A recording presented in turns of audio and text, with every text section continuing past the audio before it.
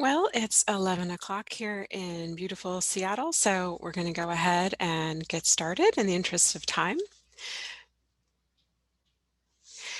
I'm Dr. Gabrielle Orsi. I'm a project manager with the Northwest MHTTC, and welcome to our webinar with Rebekah Demirel in our series on provider well-being that she is creating. So first, a few words about our work, what we do, and some housekeeping activities before we launch into today's presentation. Rebekah will be employing an interactive activity using Poll Everywhere. If you've joined us before, you probably know the drill, and for those of you who haven't, there are two easy ways to engage with the Poll Everywhere activity. You can visit the link provided in your browser window separate from Zoom and respond there, or you can text the letters NWMHTTC, like Northwest Mental Health Technology Transfer Center, to the number 22333. So either of those methods should work.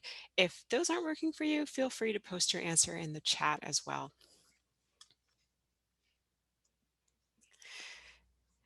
The Northwest MHTTC is part of a nationwide network supported by SAMHSA, the Substance Abuse and Mental Health Services Administration, with the goal of disseminating and implementing evidence-based practices for mental health disorders into the behavioral health workforce. The Northwest MHTTC proudly serves HHS Region 10, that's Alaska, Idaho, Oregon, and Washington. We target the workforce of behavioral health and primary care providers, school and social service staff, and others whose work has the potential to improve behavioral health outcomes for individuals with or at risk of developing serious mental illnesses. And to find out more about our work and to stay in the loop with us, you can visit our website, subscribe to our newsletter, and follow us on social media. We'd like to take a moment to do a quick land acknowledgement that the continuing heritage of this land involves many cultures and peoples who are still here and present with us today. We honor with gratitude both the land and those who have stewarded it throughout the years. It is our intention to always be mindful of using language that promotes recovery and is culturally appropriate terms. We encourage all clinicians to use and champion person-first language that emphasizes the individual, not the condition or disability. Person-first language is a way to demonstrate respect for a person's dignity and worth. It is consistent with recovery-oriented practices and promotes treatment environments that foster respect, human dignity, and hope. So we're almost to the end of our little intro. Just a few housekeeping notes. We have the audience muted because there's a lot of you in the audience today with your video off. We are recording this session for distribution later. We'll also share out the slides. You'll get an email announcing when those are ready. And we'll issue a certificate of attendance to those who are present with us today. We don't anticipate any issues, but if we have a disruption in our Zoom account, we'll just all pause and recoup and then attempt to just continue on. After the presentation, we're going to ask you to complete a short evaluation survey. This survey link will be shared by our staff in the chat box, and also you'll receive an email reminder about it. Doing the evaluation survey is very critical to our work.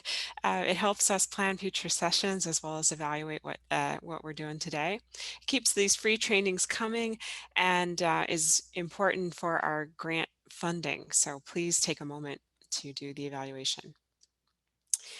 If you have a question, we've got two methods to have questions.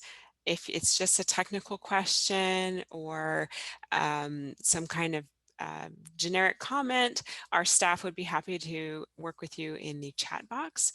If it's more about the subject matter of the presentation, please put those specific topical questions into the Q&A so our presenter can more readily find and respond to those. And if you get it wrong, no big deal. Our chat is being monitored, and our staff will do our best to make sure your question ends up being answered one way or the other. Okay, I just jumped ahead of myself and covered that. So this is where you'd find that chat. A standard disclaimer that while we are funded by SAMHSA, SAMHSA does not take an official position on what's shared in the webinar today. And I won't bore you with reading the rest of this, but yeah, SAMHSA does not have an official statement about what we're doing here today.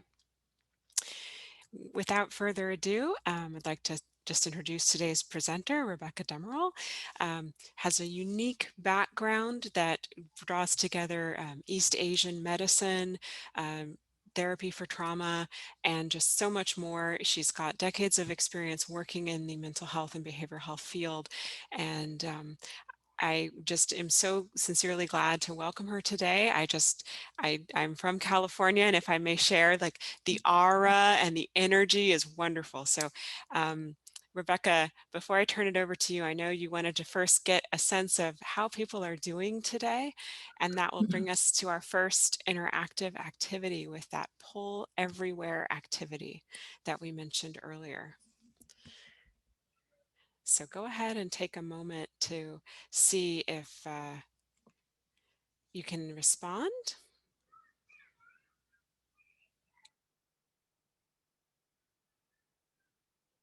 Seems like everybody's feeling pretty open because I don't see anything on the screen. Hopefully it's working.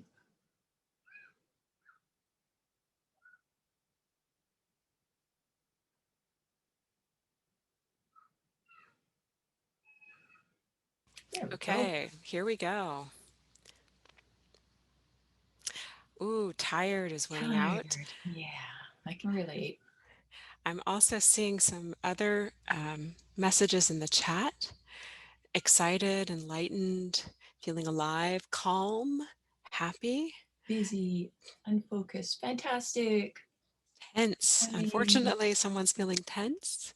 grateful, bright, blessed, ready, payday, relieved, celebratory, Loved, hopeful, glad it's Friday. anticipatory. I love that word. Ooh, yes. Impetuous. Yes. Great. Great. I love this. I'm so grateful people do this. Wonderful, wonderful. Well, I'm going to pass the baton now to our presenter. Okay. Thank you very much, Rebekah. I'm going to stop my screen sharing and take it away. Okay, thank you so much. So let's just get to where we are. Hopefully I did it right. Ta-da, there we go. Hi, everybody. Thank you very much for doing that word cloud. I want to share with you that my word is solid.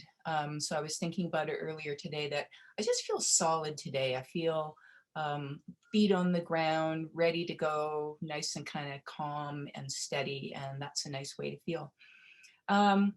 So I would like to acknowledge that I live and work on the unceded traditional territories of the Lekwungen-speaking Coast Salish people here in Victoria, British Columbia. And this is their land, and I am a visitor here, so I want to acknowledge that. Thank you for being here with me again today. If you're returning, and if this is your first time, welcome. This is the fifth in the series of this We Make the Path by Walking series. And this one is all about tending our tender selves. So, you know, the purpose today is, of course, to examine how we care for ourselves, noticing how we are nurtured or not nurtured by our self-caring, always something to learn. And, you know, we will learn more about how to respond fully to our own needs, hopefully by what I share with you today, and find some new ways to care for ourselves. There's going to be lots of self-care here today. And, you know, by attending to ourselves and just kind of relaxing into today, I hope that that will be self-care for you. And, you know, I know I'm preaching to the choir. I know I'm preaching to a whole bunch of people that spend every day of their work days and in their personal lives too, helping people learn how to care for themselves. And so I want to say to you that this is for you today, that you will learn some things. Definitely there'll be some new perspectives for you, I hope. And, you know, with open hearts and minds, we always kind of approach these things. But I want you to really take in this for yourself today. Lots of self-care for you and lots of ways for you to deepen your own tenderness to yourself. I have introduced this exercise before, and it's such a great, portable, useful one that I want us to do it again and just start by becoming present in the room. And, you know, like if we were in one big room together, we could all breathe together, but we can all breathe from where we're at. This particular exercise allows us to exhale a little bit longer than we inhale, and that signals our vagus nerve, the 10th cranial nerve, to speak to our nervous system, to speak to our sympathetic nervous system, that's our fight or flight response, and just kind of tone that down, and speak to our parasympathetic nervous system, our calming and digesting and communication part of our nervous system, and bringing that up, boosting that a little. So we'll do 3 sessions of this, 3 repetitions, and I'll count through the first one, and then the next 2 will just do on our own. So I'm going to invite you to close your eyes if you like. Feel your seat in your chair, feel your feet on the ground, allow your jaw to relax, allow your tongue to float to the roof of your mouth. All of the inhalation and exhalation is through our nose for this one. So let's just begin by inhaling for 6. 1, 2, 3, 4, 5, 6. Good, and just hold for 1. And exhale through your nose for 8. 1, 2, 3, 4, 5, 6, 7, 8. So that's the pace. Let's do on our own.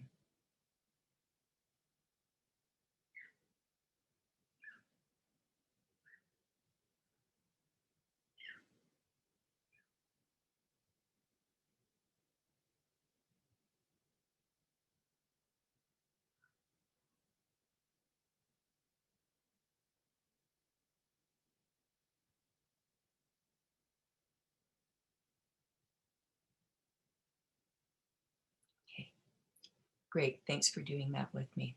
It helps me too.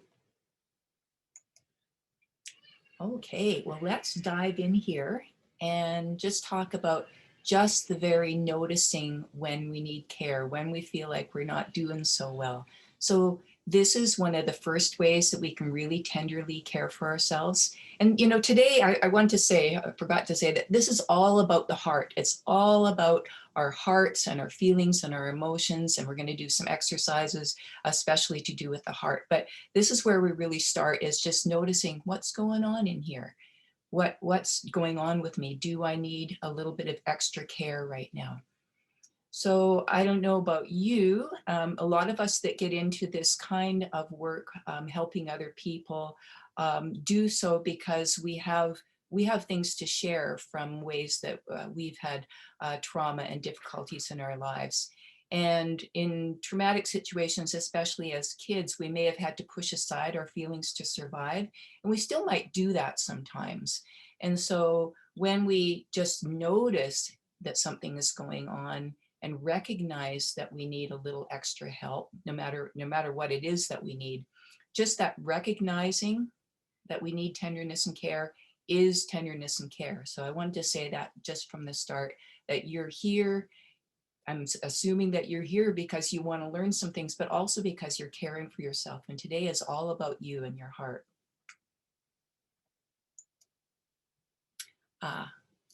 I listened to a podcast that somebody said, it was an interview, and the title of it was Extravagant Tenderness. And this has really stuck with me, that extravagant tenderness. And I'll tell you more about who said this and who the interview was about a little bit later on. But extravagant tenderness, anything that's extravagant is unexpected, and it's opulent, and it's luxurious, and it's more than we could ever hope for. And we might even question, God, do I deserve this extravagance? So that's what I want us to look at today, is not only tenderly caring for ourselves, but extravagantly caring for ourselves, giving ourselves more than we could ever expect. and more than we think we deserve. And this tenderness and caring emerges from what we know. It emerges not just from our heads and not just from our emotions, but it emerges from our guts. And remember, this is what I talked about in my last talk a couple of weeks ago, was the head, heart, and gut connection. And when these three things are integrated, then we really know how to care for ourselves and others. And sometimes giving it to ourselves is the hardest part. Especially we can kind of get numb too when we've been helping people that have a lot of trauma and a lot of hurt in their lives. And sometimes the last person to receive this extravagant tenderness is ourselves. But not today. We're doing it for ourselves today. So I am an acupuncturist and East Asian medicine practitioner, and this is something I've continued to share throughout these webinars. And today, as I said, it's all about the heart. These 5 elements, and yin and yang, are the 2 pillars of East Asian medicine. And the 5 elements are wood, fire, earth, metal, and water. Today, we're talking about the fire element, because that is to do with the heart. And there's a season, which is summer, associated with the heart, and the color red. And the emotion, see, they all have an emotion attached to them. The emotion is manic energy. So people say, well, what do you mean by manic energy? Well, I'm going to date myself, but if you've ever watched like The Price is Right or any of those game shows where, you know, Rebekah Demirel, come on down, and, you know, you go all wild and just unbalanced with that manic energy. So that's what I mean. That kind of manic energy, our energy goes like way up here, and we need to keep our energy grounded as much as possible. So I'm going to show you an exercise which is really helpful for grounding that energy. And as with all of these self-care things, it's good to just be present, to just get yourself in the room. So I'll invite you to once again just settle in your seat wherever you're at. Feel your feet on the floor. If you can feel your feet right on the floor, that'd be fantastic. Relax that jaw and the tongue touching the roof of the mouth. Oh, you know what? Before I say this, I want to also say that there's a time of day attached to all of these elements and all of the organs. And the time of the heart is right now. It's between 11 a.m. and 1 p.m. So that's what I also wanted to say, is that doing anything to do with the heart right now, every single day, is an auspicious time to work on anything to do with the heart. So 11 a.m. to 1 p.m. is heart time, and here we are working on our hearts. So anyways, back to settling in your seat and feeling your jaw relax, and that just allows your tongue to naturally float to the roof of your mouth. I'm going to invite you to put your hands on your chest over your heart. So we feel our heart kind of beating more on the left side. That's just kind of the left side of the heart, the left ventricle. That's where it pumps all the blood out to the body. But your heart actually resides anatomically in the center of your chest. So just put your hands there. And we're going to inhale the color red, if you remember that. It's the color of the heart and the fire element. We're going to inhale through the nose and bring a deep red color to the heart. And then we're going to exhale all that manic energy with the sound ha. So here we go. We'll do this 3 times. So I'll just guide you through it. You close your eyes if you like. So we're going to breathe in all that energy into our hearts. And it's just red, like a beautiful red rose. And the sound we exhale all that manic energy with is ha. Whew, that feels good. So let's breathe in red again. And just think about those velvety red rose petals. Ha! And then one more time.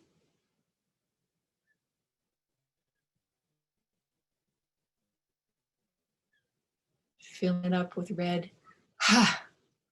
So you can do this exercise or share this exercise anytime that you really want to calm yourself and let go of that manic game show kind of energy. And you know, these self-care exercises, it's like anything, they're tailored, right? We tailor how we give something to somebody based on how that client or how that person is presenting. And that may be that last exercise may be exactly the right timing for somebody. It may not be the right timing. So this is kind of like a menu of things for you to choose from for yourself and for others, and to tailor them to the particular situation. And look at the kittens. Speaking of tenderness, that tenderness is all about giving attention to ourselves or someone or something. And tenderness is yielding and soft and comforting and sensitive, and it's generous. It tends to be like an overflowing. And, tenderness, when something is tender, if we, we got hurt, then it's tender to touch that area. And tenderness also means that it's easily cut or bruised, like a tender piece of steak, right? So it might be easily damaged, but it's also flexible. There's a certain flexibility and resilience to tenderness, as well as it being easily damaged. So just some thoughts about tenderness there, and whether we believe that we're worthy to receive these things. There's times in my life where I still come up against that, am I worthy? And a good exercise for that is some of the ones I've already presented, the what did I call it? The little birds exercise, where we're doing the EMDR type of work with closing our eyes. And the exercise is in, maybe somebody can post it on the chat here, but it's a way that we can move our awareness back and forth between beliefs that we have.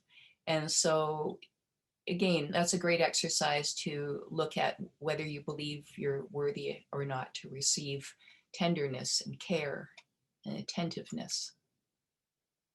Okay. So here is another exercise that I really want to share with you because it's just beautiful. This was shared with me. I'm saying a lot today, excuse me. This was shared with me by one of my counseling instructors. And she used this all the time, and we used it in class when I was learning counseling, and I just really think it's something beautiful and useful. So again, let's just take a moment to feel our seat in our chair, feel our bodies. And this is a nice one to do sitting or to do laying down too. Sometimes just putting your hands on your chest when you're laying down. I instinctively kind of do that because it feels good to me. So wherever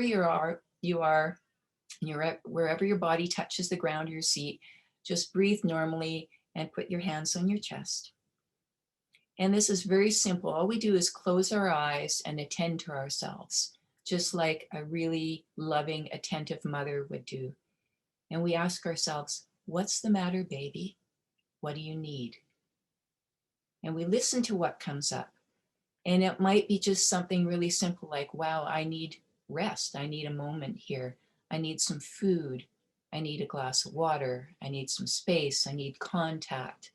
I need silence, right? So whatever it is, and however we may not have been attended to when we were little children and we really did need a mom to ask us that, this is a way to give that to ourselves. So another great thing that you can present to clients and offer whenever it seems good to do so. And above all, just listen to what comes up, pay attention to what comes up, and then give that to yourself. I hope you love that as much as I do.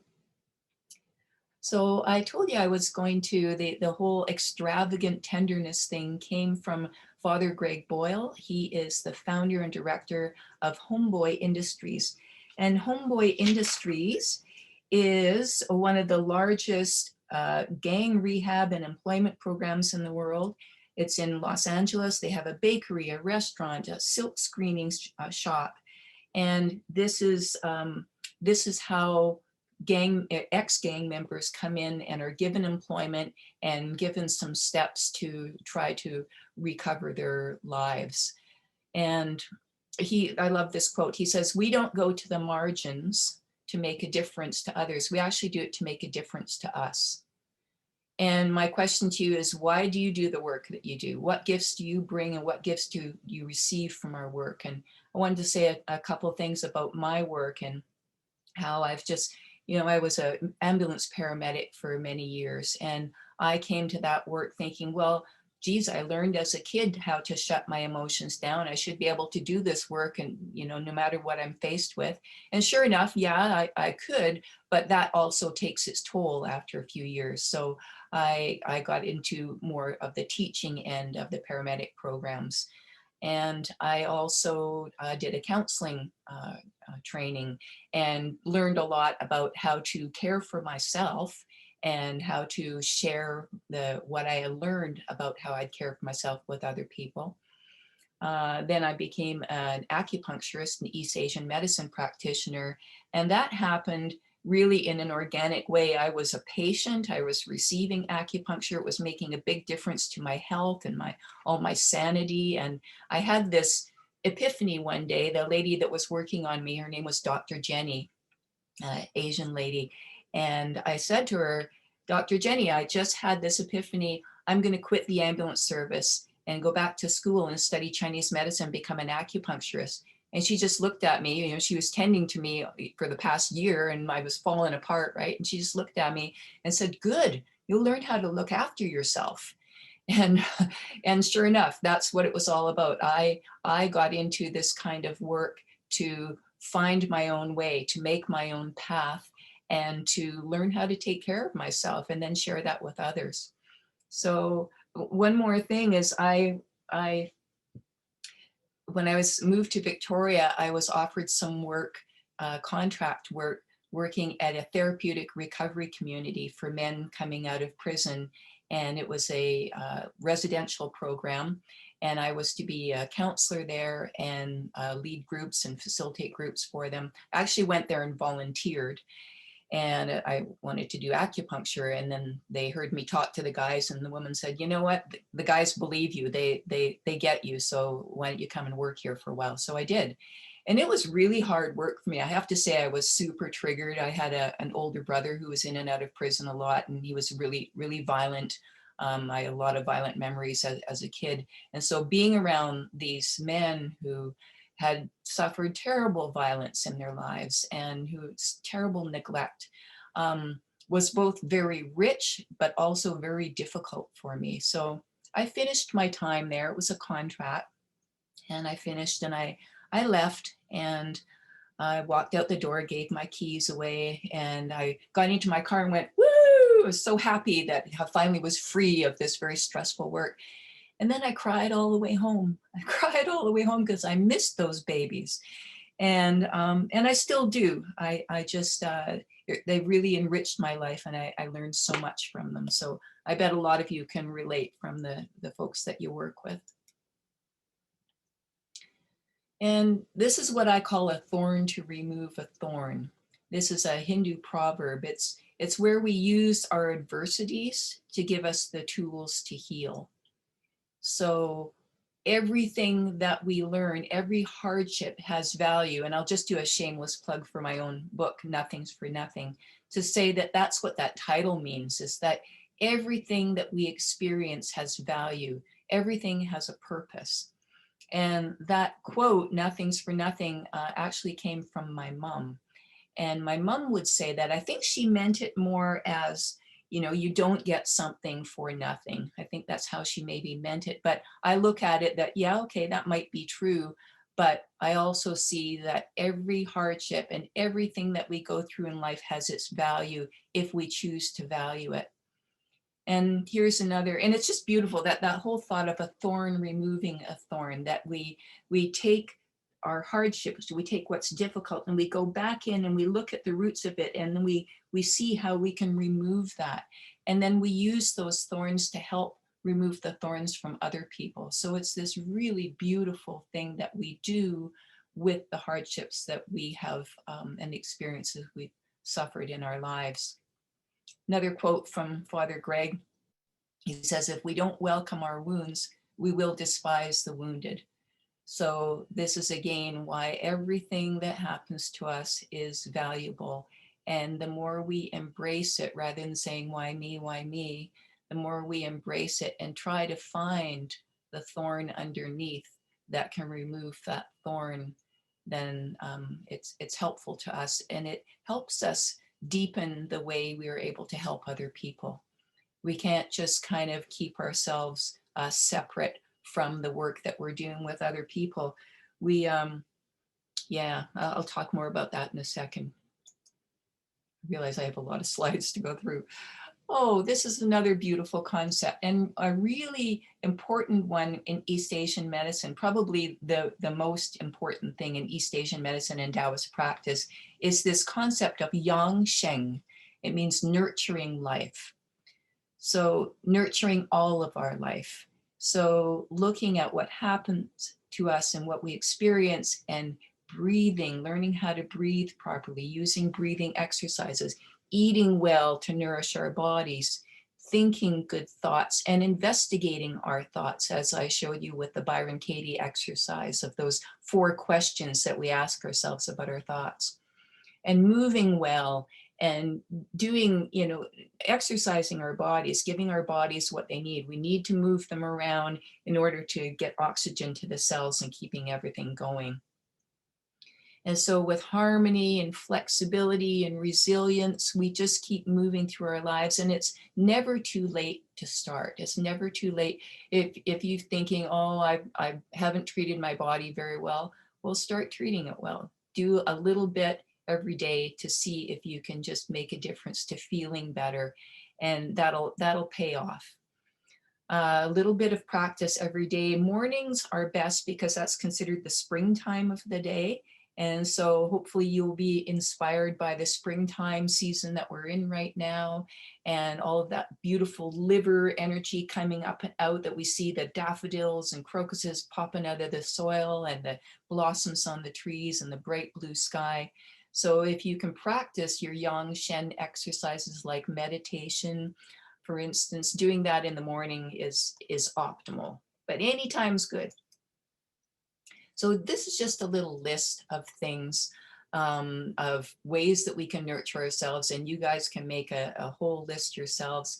Just see what it's like to add just one little thing to your daily routine every day that makes you feel good, like getting up a little earlier, meditating for a few minutes, having some silence every day can be incredibly nurturing.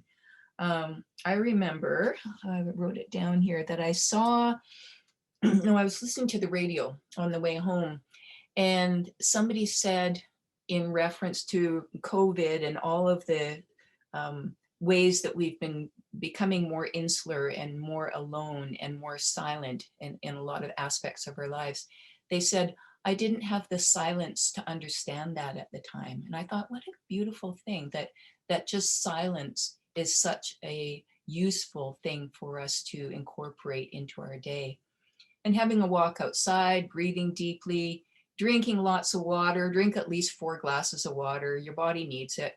Massaging your scalp and face. I'm a big massager of my head and scalp, and I have a wonderful hairbrush, which I love to get in there and right down to the scalp, and just do that for yourself and breathe and laugh and sing a song. We're going to sing a song later on together here. So I love to sing, and I'll sing any old time. Reading a book, a nice paper book. I'm reading Memoirs of a Geisha right now, which I'm loving. Eating lots of healthy foods, less junk food. Okay, sometimes I eat too many chips. Tidying up your home, and you can do that feng shui thing where you look at your sock drawer and you pull at each pair of socks and you go, am I in love with this? Does this give me joy, this pair of socks? And get rid of it and just kind of tidy up and make things more simple. Journal. Remember how we tell all of our clients to do this? Yeah, journal. Get your journal out and write down, even just simply went for a walk today around Green Lake, or what you ate, but journal something, and your feelings are really good to put in there, of course.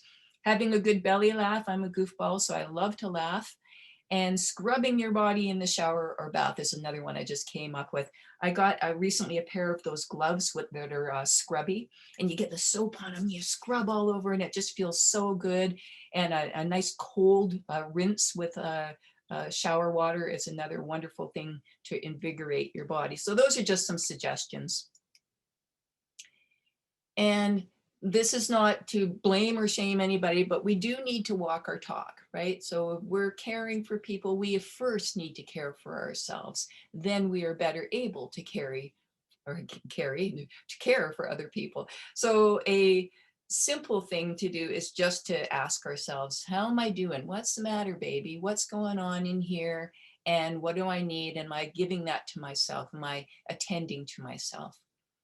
And what we think and believe are the most important things to notice. So again, always investigating our thoughts, always going back and investigating what we say and how we speak and what we think and what we believe, and keeping that process going and that maintenance going to keep clearing our thoughts. And this is something I'm going to talk in another one of the sessions coming up, is about walking a parallel path with our clients. Because the more we investigate what's going on with us, the more we may see that we're actually walking a parallel path with our clients more than we thought we were. So that's just another thing to support ourselves. I got another exercise for you. And Qigong, just to remind you, Qi means energy and Gong means work. So this is energy work, to bring energy in. And this is a great one if you are feeling like exhausted. If you've gotten to the end of your day, maybe you just even started your day, maybe you're on your lunch break and you think, oh, I got the whole afternoon to go, whatever it is. And if you're feeling exhausted, this is a great one to bring energy in. So just wherever you are, sit or stand, feel your seat, feel your feet, feel your jaw, allow your tongue to float up. A couple normal breaths. So we're going to inhale and we're going to bring our arms out as we do this. So we're inhaling through our nose and bringing all the energy in, just opening up our chest. So all this energy is out there and we've got it all kind of captured, all the energy of the universe. And then we exhale as we bring all that energy in. You can bring it to your belly, or you can bring it to your heart, or you can have a hand on each of those places. Let's do it again. So your arms come out, breathing in, opening up to all the energy. It's always present for us. And then exhaling. You can exhale through your mouth or nose, doesn't matter. Bring it to your heart and your belly. Let's do one more. So inhale. And exhale, bring it all in. There we go. Great one to do when you're tired. Having fun? All right.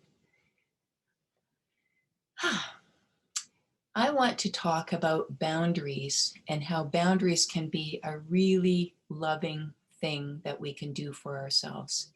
Boundaries can feel risky, and we feel like we might make things worse. If I say no to somebody, they'll get angry, I'll push them further away. There's a skill to setting boundaries, and we learn as we go. We start with the small things and we might get better as we go. And the key is, again, checking in and feeling and noticing how we feel before, during setting those boundaries, and after setting a boundaries, and just speaking the truth and registering those feelings is how we set a boundary. And just celebrating that it takes a lot of courage to set boundaries. So I'm going to tell you a little story about my mother and I. And so my mother and I had a pretty fractured, rocky relationship. She left our home. It was very violent and very scary for her. So she left when I was 3 years old. My brother was 6. And I didn't see her again until I was 12 years old. So it was 9 years of my childhood.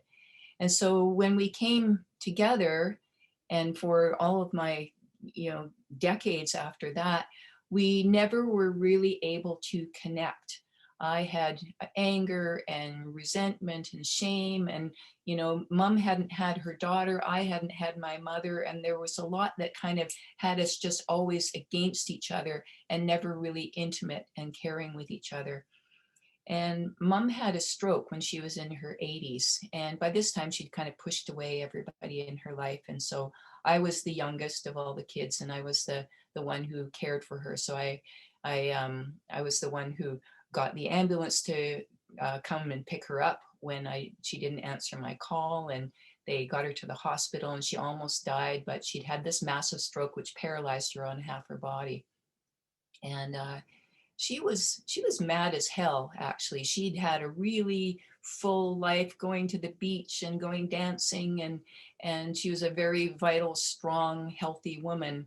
And when she had this stroke and was basically immobilized and paralyzed on half her body, she was really angry.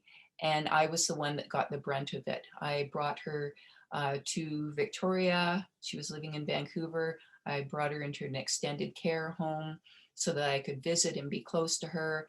And I went almost every day to visit her and endured her rage, her grief, her yelling and screaming and blaming me and spitting at me and throwing things at me.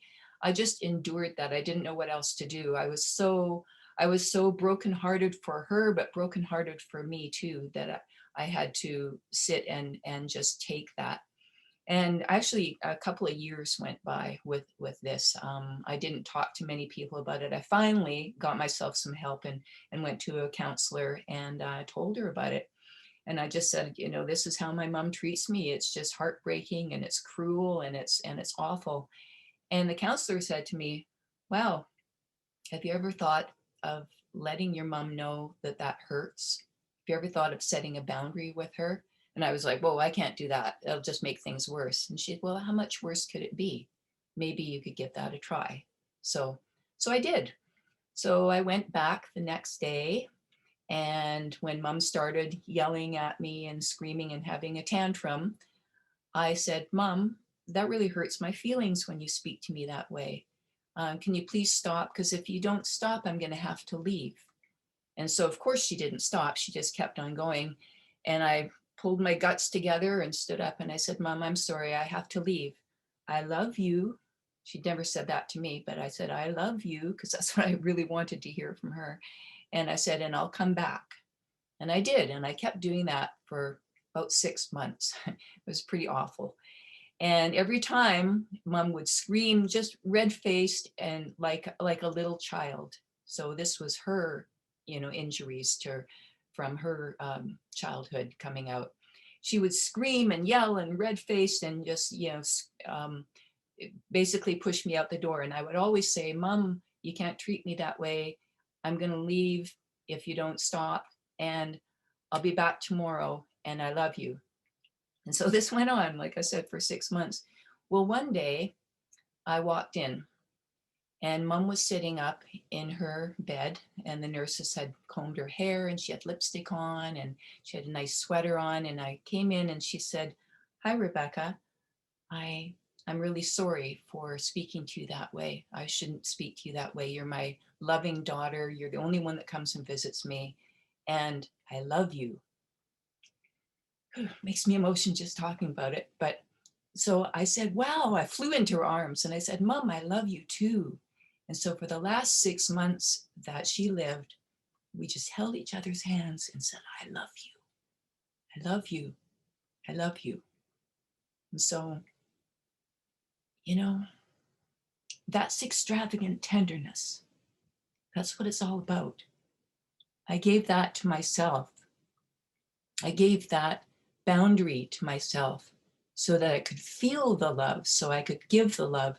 And it gave mom the chance to step back and look at her own behavior and be able to actually love me. And we sure did. We made up for all those "I love yous" that we never got to say before. So that's extravagant tenderness.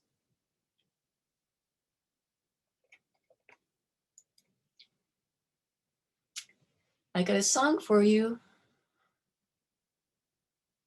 This song is really simple. This is all the words to it. There are verses, but I'm not going to sing the verses. We're just going to do the chorus. And this is what we call a call and response type of song. So I hope that you'll sing wherever you are. I'm going to sing a line and give a pause and let you sing it back if you like. And then I'll sing another line. And let's do it 2 or 3 times. See if I can get my voice. I have a little drink of water here. See, I'm attending to myself. Okay.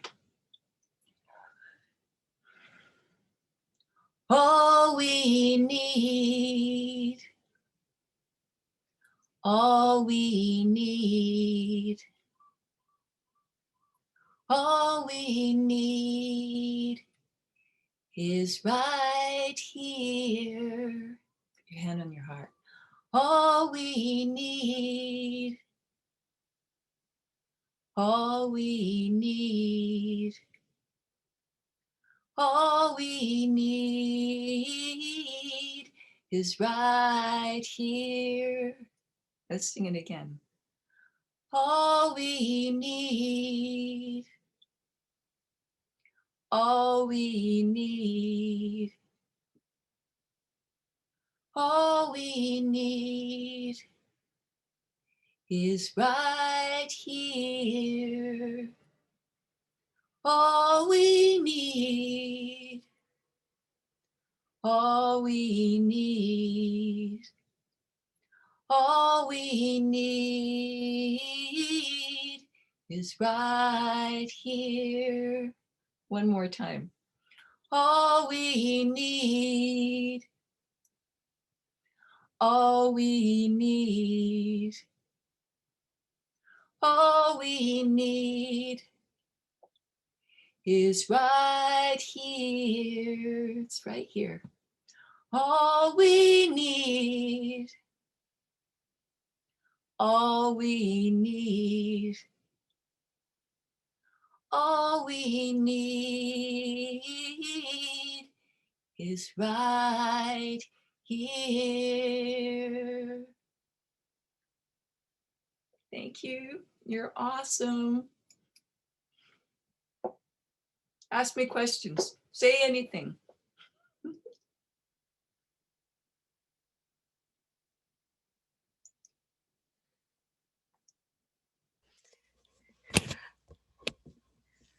Wonderful. Thank you so much, Rebecca. And I'll just echo what somebody said in the chat. Thank you for willing to put yourself out there and be vulnerable and show us your tender places. And I loved the kittens. I had a cat growing up who, when he was very relaxed, would lay on his back and sprawl out his limbs and just show us his soft belly. And that's what I was visualizing throughout this Aw. presentation, that willingness to show that softness and invite um, some exploration right there. So we have one question in the Q&A. I think this was pertaining to an earlier exercise you did where you were asking yourself a question the way a mother would ask a child about what do you need with a lot of affection. And the question in the Q&A is, what if what comes up is, I don't know what I need? Yeah, great. I don't know is a really great place to be because that is a further exploration. And I don't know is fine. I don't know is actually a really open place to go. And everything that we do is in service of our needs. So this is a Marshall Rosenberg thing. And so even just the asking of the question is in service of our needs. And that I don't know, just allow that, maybe even I don't know to the universe with your arms coming out is a way to just be sensitive to yourself. We think we don't know. It's just that it's in there and it might be a little bit muddled, but it's actually a really beautiful thing to not know. Wonderful. There's another question in the Q&A. Just more of a response really about how this person is a shallow breather. So when we were breathing, she or he feels like being invited to breathe in any way that's comfortable is very inclusive for this person. Um, Another person has a question about if you've used TFCBT in your practice. What's that? I'm I not sure don't what the know. TF part is. I'm guessing CBT stands for cognitive behavioral therapy. Okay. Maybe this person can elaborate a little bit. Um, Trauma-focused CBT is the explanation. Trauma-focused CBT. Yeah. I mean, I actually don't know all the Mm, buzzwords and the mhm, new ways of expressing, but certainly cognitive behavioral mhm. therapy.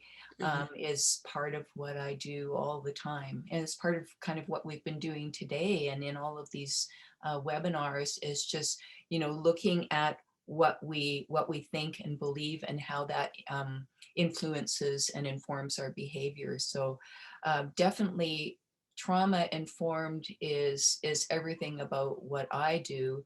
And it's the most important part of really just noticing where things come from in ourselves and other people, why people have certain behaviors. And you can almost anything that's dysfunctional or imbalanced, we can almost always kind of thread it back to trauma that somebody has had. So yeah, it's a very, very inclusive and compassionate way of looking at people. Yeah, wonderful. So we have another question. The question is, what if you don't feel good about yourself unless you are helping others? What then? Great question. I mean, I would say, where did that come from? Where did you learn that? Where did you learn that you're only good or important or worthy if you're helping other people? And my guess is, because I have this too, that it may have come from a really early, tender place where you had to fend for yourself. And you maybe learned that that was the only safe thing to do, was to try to direct your energy out to other people, that it was too scary to look within. So that's again the beautiful thing about being able to just tenderly look at ourselves. We find the origins of some of these beliefs, because that's just a belief. You are perfectly worthy of everything. There are two more questions we might be able to get through in our time together. One person asks, was it difficult to do this training virtually when you couldn't feel the energy of the participants face to face? Yeah, yeah, it is. It still is. Every one of these, it's weird for me, and weird is the new normal, right? So, just seeing my own face and seeing the slides and hearing my own voice and not feeling the room, which is one of the reasons why I like the word cloud. I asked Mhm. to incorporate that in because it was something at least that would allow me to feel that, oh yeah, there are people out there and they have feelings. I'm very much a people person. I grieve just like we all grieve, not being able to be together in the ways that we're used to.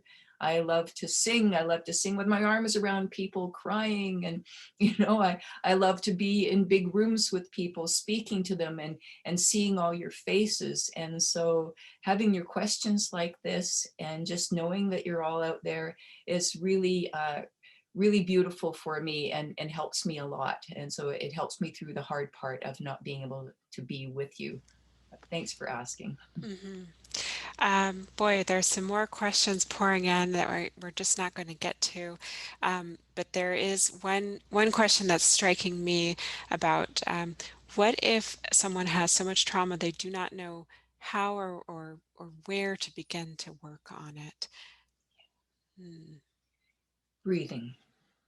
Mhm. Breathing is something that we all need to do. So that's why, like, the most basic thing, anytime we're feeling that we don't know what to do with ourselves, or we're helping somebody who doesn't know what to do with themselves, doesn't know how they feel, if we can encourage them just to take one deep breath, just to feel that oxygen in, and especially if that exhale is a little bit longer and it gets that vagus nerve to calm down the sympathetic nervous system, we just start with that.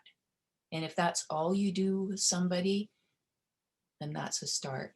When I worked at that therapeutic recovery community I was talking about, and all these poor traumatized babies, all these young men, with their big tough arms and their tattoos and everything, they're just babies who were neglected and traumatized, and they didn't know how to breathe. And so that's what I did with them. And then we talked about how to have empathy. They didn't even know what empathy was. And I sang with them. I taught them some songs, and they loved it. So yeah, singing is breath work too. Well, with that, I'm going to wrap up our discussion. Aw, I wish everybody has a wonderful day, a wonderful weekend. Don't forget that your feedback is very critical to supporting our work and making sure that we serve your needs. So take a moment, if you haven't already, to get that link from the chat. Don't worry, we'll email it to you as well. Be sure to connect with us, whether that's by subscribing to our newsletter, visiting us on the internet, or seeing us on the socials. Um, Thank you so much, everyone, for joining us, and we hope that you'll join us for our next session.